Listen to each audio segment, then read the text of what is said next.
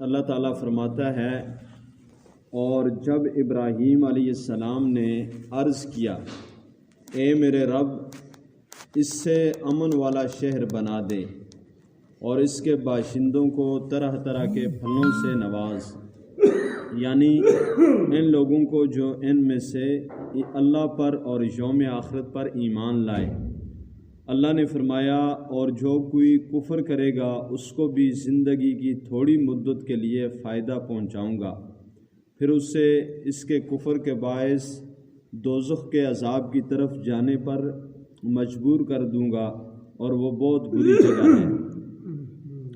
اس آیہ مبارکہ کا یہ ترجمہ تھا کہ ابراہیم علیہ السلام نے اللہ کی بارگاہ میں بیت اللہ شریف تعمیر کر کے پھر وہاں پہ دعائیں مانگی تھیں۔ پہلی دعا یہ تھی کہ یا اللہ اس شہر کو امن والا بنا دے، تو اللہ نے ایسا شہر بنا دیا کہ اس کا نام ہی حرم رکھ دیا۔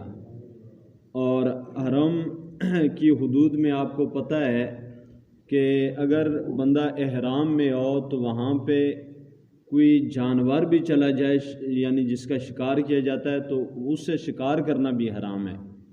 اور شکار کرنا تو حرام ہے، یعنی وہ امن، جانوروں کے لیے بھی امن کی جگہ ہے۔ اور شکار کرنا تو بڑی بات ہے، یعنی اس سے شکار کیا جائے گا، بلکہ شکار کیا ہوا جانور اس کا گوشت کھانا بھی منع ہے۔ یعنی جو احرام میں ہوگا اور کسی دوسرے بندے نے کسی جانور کا جس سے شکار کیا ہو اس کا گوشت کوئی کسی کو پیش کرے تو اس کو بھی کھانا منع ہے حرم کی حدود میں، جو احرام کی حالت میں ہو۔ تو ایسا امن والا شہر اللہ تعالیٰ نے اس کو بنا دیا۔ اور دوسری دعا کی کہ یا اللہ انہیں پھلوں کا رزق عطا فرما یہاں کے رہنے والوں کو۔ تو آپ چلے جائیں مکہ المکرمہ میں تو اس دعا کا اثر آج بھی اس طرح موجود ہے کہ دنیا کے ہر قسم کے پھل جن کے ہم نے نام اس زندگی میں نہیں سنے وہاں پہ ملتے ہیں۔ اور بذات خود آپ کو پتہ ہے کہ وہاں پہ کوئی زرعی زمینیں نہیں ہیں، کوئی باغات نہیں ہیں، لیکن اللہ تعالیٰ ان پھلوں کو وہاں پہ ان لوگوں کو میسر فرما رہا ہے حضرت ابراہیم علیہ السلام کی دعا کے صدقے میں۔ اور آج بھی تازہ قسم کے پھل، ہر قسم کا پھل ہر موسم میں آپ کو وہاں پہ ملے گا۔ لیکن یہاں پہ ایک اللہ کی رحمت کا اندازہ لگائیں کہ ابراہیم علیہ السلام نے، چونکہ یہ نعمتیں اہل ایمان کے لیے ہوتی ہیں، تو ابراہیم علیہ السلام نے اس چیز کو مد نظر رکھتے ہوئے عرض کی تھی کہ یہ رزق اور یہ امن والا شہر اس کے لیے بنانا جو اللہ پر اور یوم آخرت پہ ایمان لانے والا ہو۔ اس چیز کی تخصیص فرما دی آپ نے، لیکن اللہ کی رحمت کے قربان کہ اللہ نے فرمایا نہیں، ایسا نہیں ہے، میں عطا کروں گا اور اس سے بھی عطا کروں گا جس نے کفر کیا، رزق اس کا بھی بند نہیں کروں گا۔ تو یہ اللہ کا انداز رحمت ہے کہ اللہ موسیٰ علیہ السلام کو بھی رزق دے رہا ہے، لیکن رزق فرعون پہ بھی بند نہیں فرمایا۔ ابراہیم کو بھی رزق عطا فرما رہا ہے، نمرود پہ بھی رزق بند نہیں کیا۔ تو یہاں پہ بھی یہ فرمایا کہ جس نے کفر کیا اس سے بھی رزق بند نہیں کروں گا، رزق عطا کروں گا۔ ہاں اتنا ہے کہ جب وہ توبہ نہیں کرے گا اور مر جائے گا اسی حالت میں تو پھر اس کفر کرنے والے کے لیے دوزخ ہے، اور دوزخ بہت بری جگہ ہے۔ تو یہ دیکھیں کہ حضرت ابراہیم علیہ السلام کی عادت مبارکہ تھی کہ وہ بغیر مہمان کے کھانا نہیں کھاتے تھے۔ جب بھی وہ کھانا تناول فرماتے آپ نے ساتھ کسی بندے کو لازمی بٹھاتے تھے، اور اس میں بہت بڑے راز ہیں، بالخصوص کھانا کھلانے میں بہت بڑے راز ہیں۔ تو اس کے ایک دفعہ اس طرح ہوا کہ حضرت ابراہیم علیہ السلام نے ایک بندے کو پکڑا، تلاش کیا تو بندہ نہ ملا، تو بڑی تلاش کے بعد ایک بندہ مل گیا، تو آپ اس کو ساتھ لے کے آئے۔ ابراہیم علیہ السلام نے کافی دیر سے کھانا نہیں کھایا تھا تو بھوک لگی ہوئی تھی، آپ اس کو تلاش کر کے لے کے آئے۔ جب بیٹھے تو آپ نے ابراہیم علیہ السلام نے فرمایا جی بسم اللہ الرحمن الرحیم پڑھ لیں۔ تو کھانا کھانے کی یہ دعا ہے بسم اللہ والا برکت اللہ، تو اس نے کہا یہ بسم اللہ الرحمن الرحیم اللہ کون ہے میں تو نہیں جانتا، میں اس کلام کو نہیں پڑھتا، چونکہ وہ کافر تھا۔ تو ابراہیم علیہ السلام نے فرمایا کہ بسم اللہ پڑھ، اس نے نہ پڑھی تو آپ کو غصہ آ گیا۔ آپ نے فرمایا کہ جس اللہ نے رزق عطا کیا ہے اس کا نام ہی تیری زبان سے نہیں نکلتا، تو میں تجھے اپنے ساتھ کھانا کیسے کھلا سکتا ہوں؟ اس کو اٹھا دیا۔ جب وہ چلا، تھوڑے آگے چلا تو اللہ تعالیٰ کی طرف سے وحی آ گئی۔ اللہ تعالیٰ نے فرمایا کہ اس کی عمر یعنی تقریباً 60-70 سال عمر ہے، اور اس 60-70 سال عمر میں اس ٹائم تک یہ جو ہے کفر کر رہا ہے، میری نافرمانی کر رہا ہے، لیکن میں نے آج تک اس کا رزق بند نہیں کیا، اس کو دانہ پانی مل رہا ہے، اور تیرے سامنے تجھے ایک دفعہ کھانا کھلانا پڑ گیا تو اس نے میرا نام نہیں لیا تو تو نے اٹھا دیا اس کو بلائیں اور اس کو اپنے ساتھ کھانا کھلائیں۔ تو ابراہیم علیہ السلام پھر اس کے پیچھے گئے اور اس کو پکڑ کے ساتھ لائے اور اس کو ساتھ کھانا کھلایا۔ تو یہ اللہ تعالیٰ کی رحمت کے انداز ہیں۔ آگے اللہ تعالیٰ فرماتا ہے وَإِذْ يَرْفَعُ إِبْرَاهِيمُ الْقَوَاعِدَ مِنَ الْبَيْتِ وَإِسْمَاعِيلُ رَبَّنَا تَقَبَّلْ مِنَّا إِنَّكَ أَنْتَ السَّمِيعُ الْعَلِيمُ، اور یاد کرو جب ابراہیم اور اسماعیل علیہ السلام خانہ کعبہ کی بنیادیں اٹھا رہے تھے تو دونوں دعا کر رہے تھے کہ اے ہمارے رب تو ہم سے یہ خدمت قبول فرما لے، بے شک تو خوب سننے والا خوب جاننے والا ہے۔ یہاں پہ خانہ کعبہ تعمیر ہو رہا ہے اور ساتھ عاجزی کی انتہا دیکھیں کہ تعمیر کر رہے ہیں اور ساتھ میں دعا کر رہے ہیں ربنا تقبل منا، یا اللہ اس خدمت کو قبول کر لے، یہ جو ہم تیرا گھر بنا رہے ہیں۔ تو یہ ہمیں انبیاء سے یہ سبق ملا ہے، اور اولیاء نے اور علماء نے یہی لکھا ہے کہ جب بھی نیک عمل کریں تو اس پہ اترانا نہیں، یعنی اس پہ بندہ خوش ہو کے کہے جی میں نے نماز پڑھ لی تو دل میں فخر محسوس کرے، یہ کام نہیں کرنا، ٹھیک ہے۔ انسان کا سیدی عبدالعزیز دبار رحمۃ اللہ تعالیٰ علیہ آپ تو چونکہ جو چیز آپ کو نظر آتی تھی وہ بتاتے تھے، ٹھیک ہے، آپ یعنی امی ہے، ظاہری طور پہ پڑھے نہیں تھے لیکن ولایت کے مقام غوثیت پہ فائز تھے، تو آپ جو چیز دیکھتے وہ بتا دیتے کہ یہ معاملہ اس طرح ہے۔ تو انسان کی روح کو جب انہوں نے دیکھا تو انسان کی روح کی تمنا اور آرزو یہی ہے کہ انسان کا یہ جو جسم ہے، میرا یہ جسم ہے، روح کہتی ہے یہ جو میرا جسم ہے انسانی جسم، یہ ہر وقت اللہ کی بارگاہ میں سجدہ ریز ہو، ایک سیکنڈ کے لیے بھی سر نہ اٹھائے۔ تو حق یہ ہے کہ انسان اگر ساری زندگی اس کو قیامت تک زندگی مل جائے اور یہ سجدے میں پڑا رہے تو پھر بھی اللہ کی عبادت کا حق ادا نہیں ہو سکتا۔ ہم جو نماز پڑھتے ہیں تو دیکھیں کتنے لوگ ہیں جو گھروں میں سوئے ہوئے ہیں، تو ہم پہ یہ کتنا کسی نے کرم کیا ہے تو ہم اس کے گھر میں آئے ہیں، ٹھیک ہے۔ ہم پہ تو یہ الٹا احسان ہوا ہے کہ ہم نے نماز پڑھی ہے، یہ تو ہم پہ احسان ہے اللہ تعالیٰ کا۔ تو جب بھی کوئی نیک عمل کیا جائے تو یہ انبیاء نے یعنی حضرت قرآن کا یہ ہمیں سبق ہے کہ اس کے بعد یہ دعا کریں کہ یا اللہ یہ تیری توفیق سے ہوا ہے، لیکن جس طرح کرنا چاہیے اس طرح میں نہیں کر سکا، میں کمزور ہوں، یا اللہ میں نے اپنی کمزوری کے مطابق یہ عمل کیا ہے، تو اپنی شان رحمت کے مطابق اس کو قبول فرما لے۔ تو یہ طریقہ کار ہے۔ اچھا، اس میں خانہ کعبہ کا ذکر ہے، تو خانہ کعبہ کی چونکہ بن تو حضرت آدم علیہ السلام کے وقت بن گیا تھا یہ، اور ایک روایت تو یہ ہے کہ حضرت آدم علیہ السلام سے پہلے بھی خانہ کعبہ پہلے تعمیر کر دیا گیا تھا، جس کا طواف ملائکہ کرتے تھے، فرشتے۔ تو یہ مختلف روایتیں ہیں۔ بہرحال یہ ہے کہ خانہ کعبہ پہ جو کالا غلاف چڑھا ہوتا ہے تو اس کی بیسک جو ہے، اس کی بنیاد ہے، یہ بھی بڑی عجیب ہے۔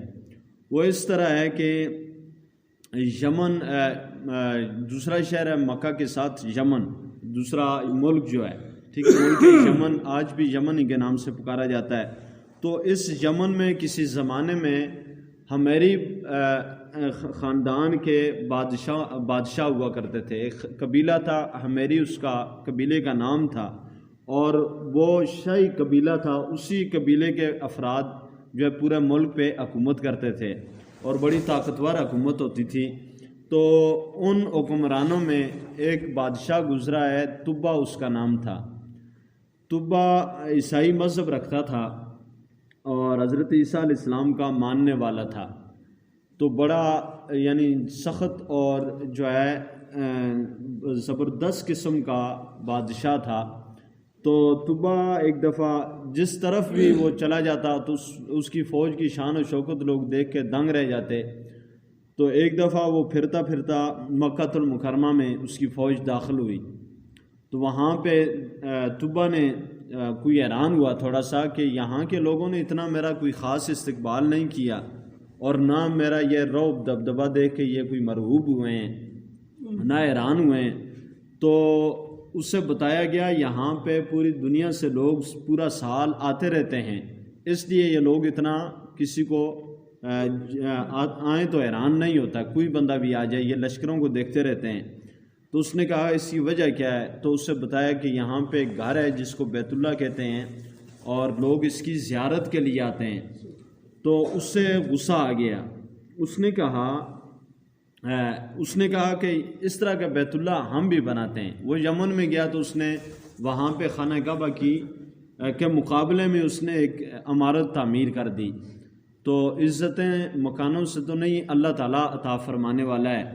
اس نے جب بنائی تو قریش کے ایک فرد کو جب پتہ چلا تو اس نے جا کے وہاں پہ اپنے ملک سے چلا غیرت میں، اور وہاں پہ جا کے اس نے گھر بنایا تھا اس میں پیشاب کر دیا، یعنی اس کی بےعزتی کرنے کے لیے. جب اس گھر میں پیشاب کیا تو طبہ کو بڑا غصہ آ گیا.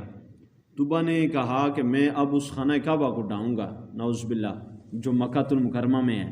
اس نے فوج لی، اور فوج لے کے وہ جب بیت اللہ شریف کے قریب پہنچا تو اس سے ایک بیماری لگی تو اس سے بڑا چیک کیا وہاں حکیموں طبیبوں نے. تو ایک طبیب نے کہا اس کے منہ اور ناک سے پیپ آتی تھی لیکن اندر میں زخم کوئی نہیں تھا. تو ایک طبیب جو تھا غالباً عیسائی ہوگا، تو اس نے دیکھا، اس نے کہا کہ بادشاہ سلامت، آپ کو جو بیماری لگی ہے یہ کوئی جسمانی بیماری نہیں، یہ کوئی آسمانی آزمائش مجھے نظر آ رہی ہے، اس لیے کہ اس کا ظاہری سبب کوئی نہیں ہے. تو اگر آپ نے کوئی برا ارادہ کیا ہو تو اس سے آپ باز آ جائیں تاکہ یہ بیماری ختم ہو جائے. تو اس نے کہا کہ میں تو اس ارادے سے چلا ہوں، یعنی بیت اللہ شریف کو نعوذ باللہ ڈھانے کے لیے. تو اس نے کہا کہ میں توبہ کرتا ہوں. جو ہی اس نے کہا میں توبہ کرتا ہوں، اس کی بیماری ختم ہو گئی. سبحان اللہ. جب ختم ہوئی تو وہ بڑا علم دوست بندہ تھا، یعنی علم کو پسند کرتا تھا طبہ. تو علم انسان کو طرح بھی دیتا ہے، راستے دکھا دیتا ہے. تو اپنے ساتھ علماء رکھتا تھا، 400 علماء اس کے ساتھ تھے. تو عیسائی علماء، انہوں نے عیسائی علماء کو، بڑے جو عالم تھے اس سے انہیں بلایا اور کہا کہ اس کی مجھے ذرا تاریخ بتاؤ، اس گھر کی تاریخ کیا ہے، یہ کیا معاملہ ہے. تو انہوں نے انجیل مقدس جو حضرت عیسیٰ علیہ السلام پہ اتری تھی اس کو کھولا. تو اس میں چونکہ سارے واقعات لکھے ہوئے ہیں اور سرکار دو جہاں صلی اللہ علیہ وسلم کے متعلق سارا کچھ موجود ہے. آپ کے 4 یار ہیں ان کے متعلق موجود ہے انجیل مقدس میں. تو انہوں نے بتایا کہ یہ نبی آخر الزمان صلی اللہ علیہ وسلم کی جائے ولادت ہے، یہاں پہ آپ کی ولادت ہوگی اور یہ آپ کا شہر ہے. اور اس گھر کی تعمیر کرنے والے ابراہیم خلیل اللہ علیہ السلام ہیں جنہیں ہم بھی مانتے ہیں. تو طبہ نے جب سنا تو اس کے دل میں بیت اللہ شریف کی محبت جو ہے اس نے انگڑائیاں لی، اور اس نے ریشم کا تاریخ میں پہلی دفعہ ریشم کا غلاف بیت اللہ شریف پہ چڑھایا. جو غلاف اس نے چڑھایا تھا آج تک وہ سلسلہ غلاف کا چلا آ رہا ہے. یعنی بیت اللہ شریف پہ جو کالا سا کپڑا آپ کو نظر آتا ہے، یہ اس کی ابتدا کرنے والا وہ طبہ حمیری ہے. اور یہ نبی پاک صلی اللہ علیہ وسلم کی ولادت باسعادت سے تقریباً 400 سال پہلے کا واقعہ ہے، 4 صدیاں پہلے کا یہ واقعہ ہے. تو اس کے بعد ہر سال اس کو یعنی تبدیل کر دیا جاتا ہے. ریشم کا کپڑا ہوتا ہے, اس میں سونے کے وہ تاروں کے ساتھ وہ لکھائی ہوتی ہے. اب طبع نے وہاں سے واپسی کا جو ہے رخت سفر باندھا. طواف کر کے جب واپس چلا تو راستے میں آتا ہے مدینہ پاک. جب مدینہ پاک میں پہنچا تو علماء نے اس کو پھر پکڑ لیا, اور علماء نے کہا کہ جس نبی کا ذکر تورات اور زبور میں انجیل میں موجود ہے, اس نبی کا یہ دارالہجرت ہے, یہ شہر دارالہجرت ان کا, یہاں پہ وہ مکہ سے ہجرت کر کے یہاں پہ تشریف لائیں گے, اور اس کا نام یثرب تھا اس وقت, مدینہ پاک کا. تو طبع حمیری کے دل میں یہ بات, نبی پاک صلی اللہ علیہ وسلم کی غائبانہ محبت جو ہے اس کے دل میں عشق پیدا ہو گیا کہ وہ کیسا نبی ہے جن کی ایک ایک قدم کی بات اللہ نے اپنی کتابوں میں بیان فرمائی ہے. تو طبع نے کہا کہ, اور ساتھ میں علماء نے کہا کہ اس نبی کی آمد بہت جلد ہونے والی ہے. تو طبع نے کہا کہ میں تو اس نبی کی زیارت کروں گا. اب نبی پاک صلی اللہ علیہ وسلم کی محبت اس کے دل میں جو اللہ تعالیٰ نے ڈال دی, تو اس نے کہا کہ میں یہاں شہر بساتا ہوں. اب مدینہ پاک کی ابتدا اس طرح ہوئی تھی کہ اس نے وہاں پہ علماء کے لیے 400 گھر بنائے, اور ایک گھر اپنے لیے اور بڑے عالم کے لیے جو سب علماء کا سردار تھا ان کے لیے بنایا. تو وہ ڈبل سٹوری گھر تھا, اور اس میں دیوڑی نما اس طرح گول کھڑکیاں رکھیں, جن کی کا رخ جو تھا وہ مکہ المکرمہ سے جو راستہ مدینہ کو آتا ہے اس راستے کی طرف اس نے اس کا رخ بنایا. اور ان کھڑکیوں میں وہ کھڑا ہو کے صبح کے وقت آتا ہے کتابوں میں کہ نبی پاک علیہ السلام کا وہیں پہ رہ کے وہ انتظار کرنے لگا. تو اس کے وزیروں مشیروں نے کہا کہ یہ نیا آباد ہونے والا شہر ہے, یہاں پہ رہ کے امور مملکت نہیں چل سکتے, نظام حکومت نہیں چل سکتا. اس نے کہا چل سکتا ہے یا نہیں چل سکتا, مجھے اس سے کوئی سروکار نہیں, میں تو آخری دم تک اللہ کے محبوب کا انتظار یہاں پہ کروں گا. تو اب جب صبح ہوتی تو وہ اس دیوڑی نما کھڑکی میں, ڈبل سٹوری مکان تھا, اس کھڑکی میں کھڑا ہوتا اور نبی پاک علیہ السلام کی بارگاہ میں پہلے سلام پڑھتا, پھر دکھیا دکھیا اشعار یعنی نعت پڑھتا. تو شام کو بھی اسی طرح کرتا. تو جب کافی عرصہ گزر گیا, لیکن نبی پاک علیہ السلام کی ابھی بعثت کو 400 سال رہ گئے تھے, تو پتہ تو نہیں تھا اس سے بھی. اس بنا پہ جب وہ بیمار ہوتا ہے, تو جب بیماری اس کی بڑھی, اسے پتہ چل گیا کہ اب میں صحت یاب نہیں ہو سکوں گا, تو اس نے اپنا آخری خط لکھوایا, اور وہ نبی پاک صلی اللہ علیہ وسلم کے نام لکھا اس نے. اس میں جو ہے وہ کتابوں میں پورے 2-3 صفحے بھرے پڑے ہوتے ہیں.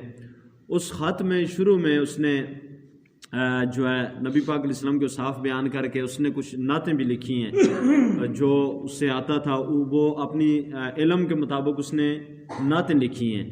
اور یہ لکھا ہے, اس کا لب الباب یہی ہے کہ اے محمد صلی اللہ علیہ وسلم, میں نے آپ کے انتظار میں یہ شہر بسایا, اور میں آخری دم تک آپ کا انتظار کرتا رہا, لیکن میری قسمت میں یہ نہیں تھا کہ میں آپ کا دیدار کر سکوں.